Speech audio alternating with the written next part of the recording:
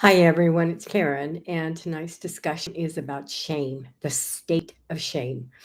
And we've all experienced this. Some experience it more than others.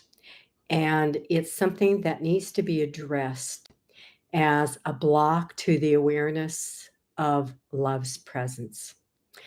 The definition of shame, I'd like to read that to you. Shame is a painful feeling of distress caused by the consciousness of wrong or foolish behavior. Number two, feeling of embarrassment or humiliation that arises in relation to the perception of having done something dishonorable, immoral, or improper, criticized or rejected by others, flawed and unworthy of love, belonging, or forgiveness. That about sums it up. The difference between guilt and shame is that guilt is I did something wrong, and shame is I am something wrong.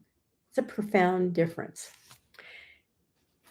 Now, shame is something that was taught to us as small children to keep us in line, number one, and also to try to teach us the morals and obligations we have as part of society. Um, and it's an extreme form. But I think all of us learned about it when we were small children. I know I did. Shame on you, Karen Sue. Shame on you. And of course, I duck down and I want to go hide. Um, and I just felt horrible. Then there's shame that comes after abuse. And the person who's abusing you, usually sexual, and this is in rape cases primarily. That's what I'm thinking of here. They tell you, do not say anything. Okay. This will shame you because you're the one who caused it. Okay. You were dressed provocatively. You were asking for it. It's your fault. So don't you dare say a word about this. And then you feel very shameful and very unworthy, and you feel outcast in society just thinking about it. We also use shame as a weapon. We use it. Um, I'll tell you an incident that happened with me. I was temporarily suspended from a large group that I built up. And it was because I did something that was thought of as improper. Was it improper? No. But it was judged that way because the powers that be over that group wanted to teach me a lesson of who was the boss. And I was ousted for a very short time. And actually, I felt relieved because I had a vacation from all my responsibilities. Then, when I was allowed to come in after sufficient punishment, in their minds, and I kind of chuckle about this. Then the moderator group leader, we'll call him Bobby. Bobby privately talked to me about the situation and how I should come to the group and apologize because of my behavior. And I told him, "Excuse me, but I did nothing wrong."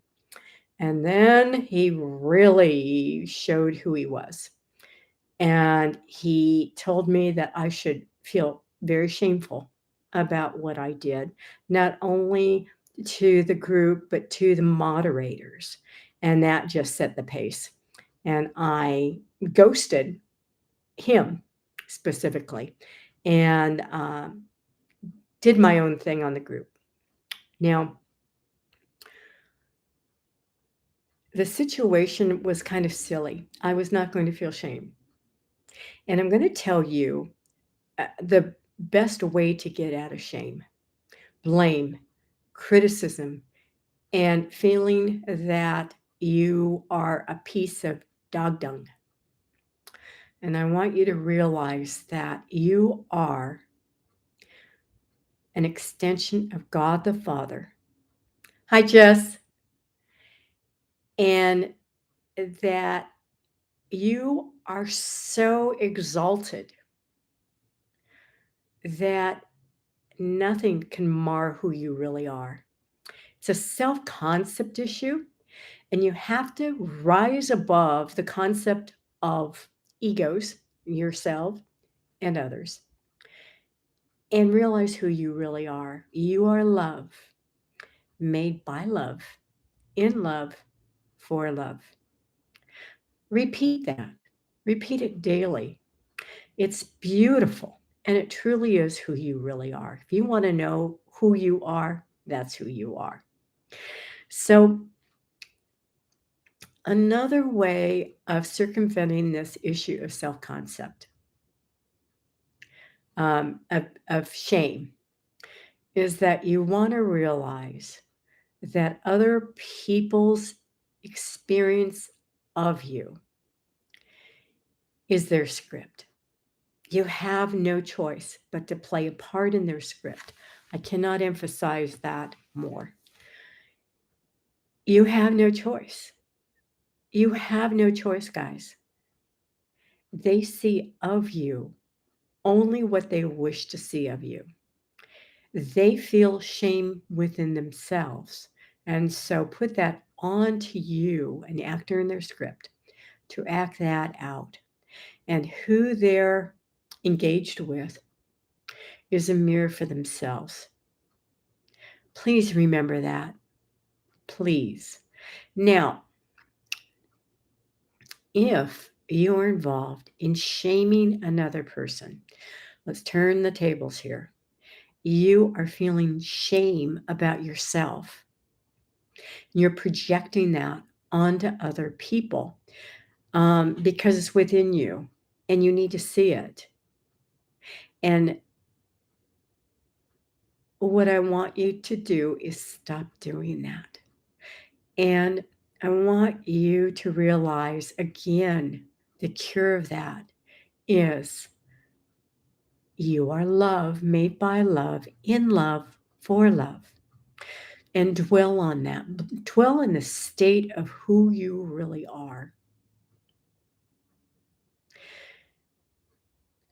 If you were traumatized, hi Val, if you were traumatized by rape or by abuse, and shame was used against you, and you can't seem to shake it off, what I want you to do is simply seek counseling, seek therapy, and get yourself some help so that you can work it out. You got to cry it out. You got to feel it. You got to talk to somebody who's a professional who can guide you to a better state of mind.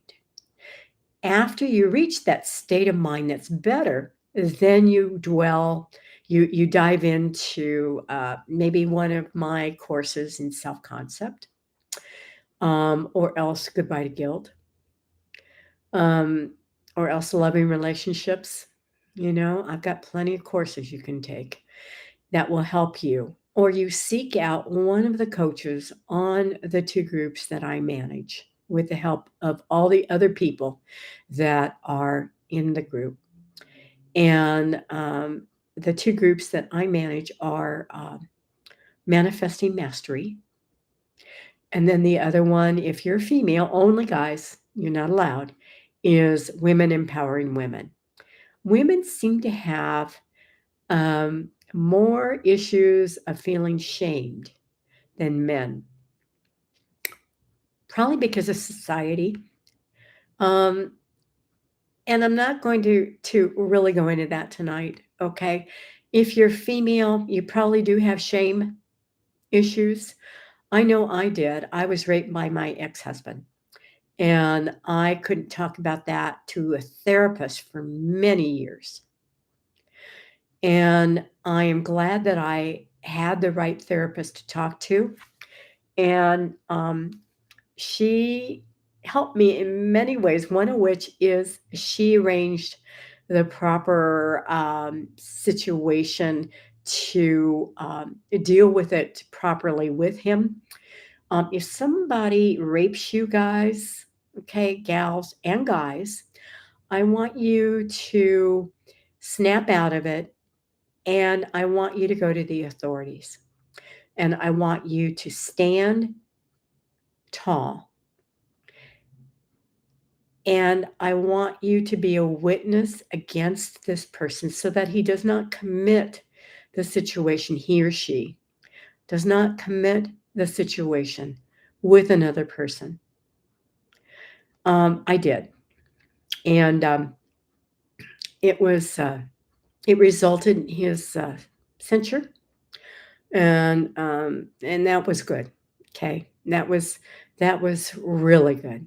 And I thank everybody involved in that. Now,